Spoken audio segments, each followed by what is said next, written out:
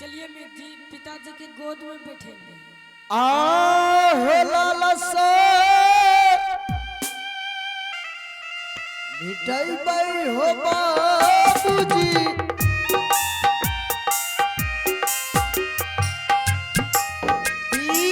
पिताजी के है गोदिया में बैठी के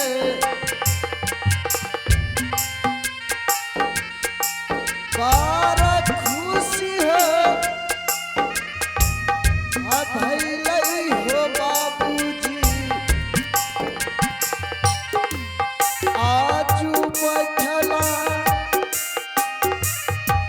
पिता सामान गोदिया में हो धरिया जी।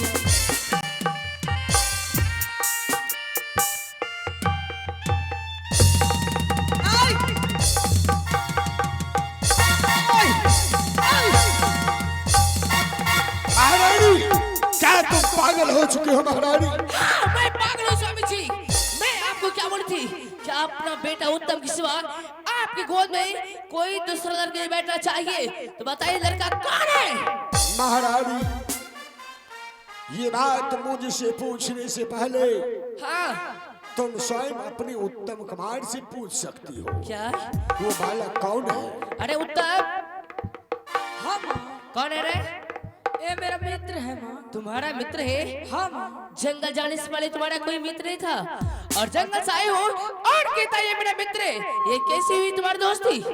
देखो माँ, जब मैं जंगल शिकार खेलने के लिए गया था हाँ। तो एक बूढ़ा शेर हम पे हमला करने के लिए सोचा और हम बोलने लगे बचाओ बचाओ।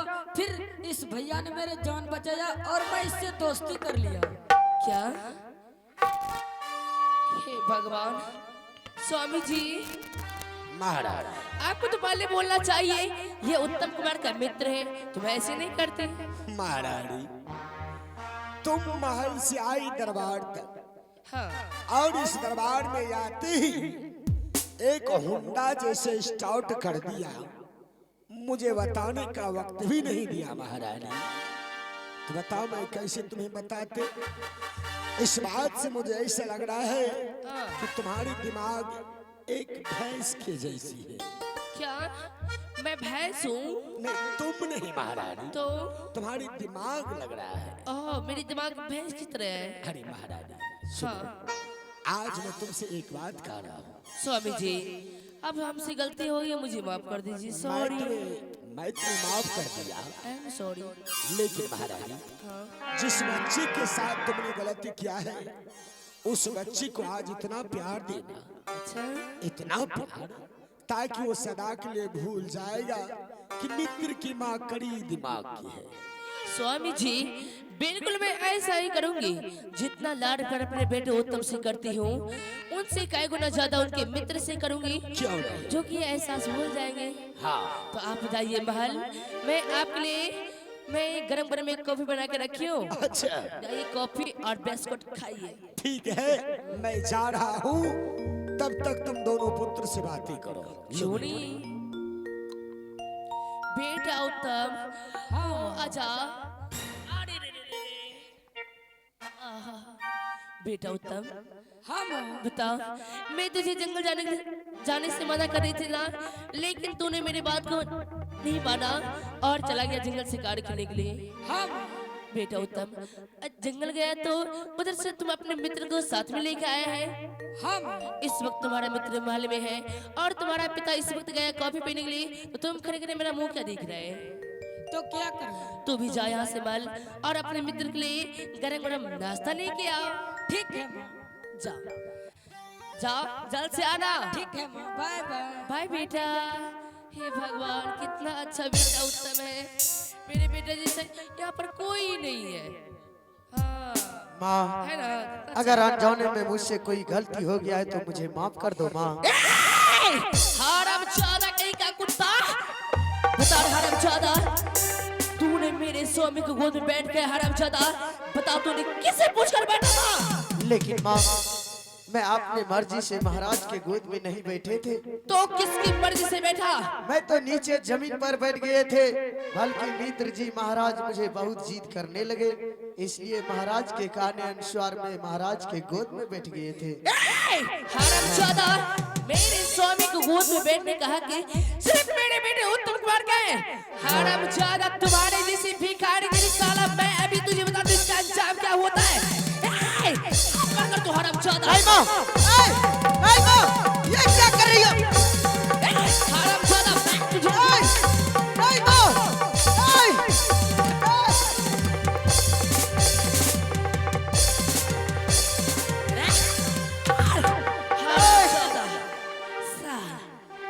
आगे बिना तेरे को असुर कह गई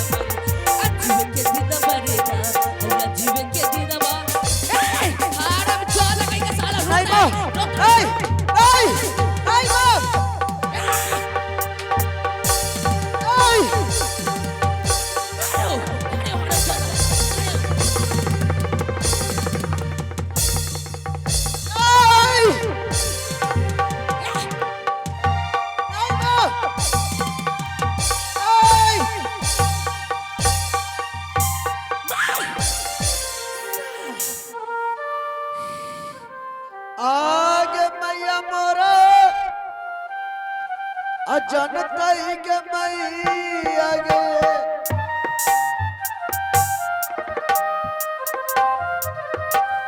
तेगा तई के जी वनमा जंगलमा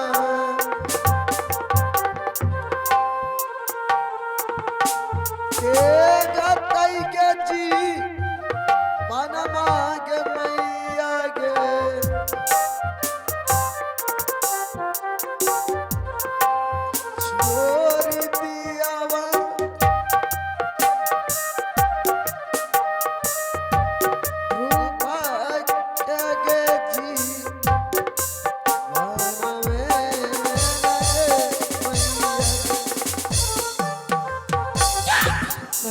हरामजादा रोता है, मैं तुझे बाप कर दूं।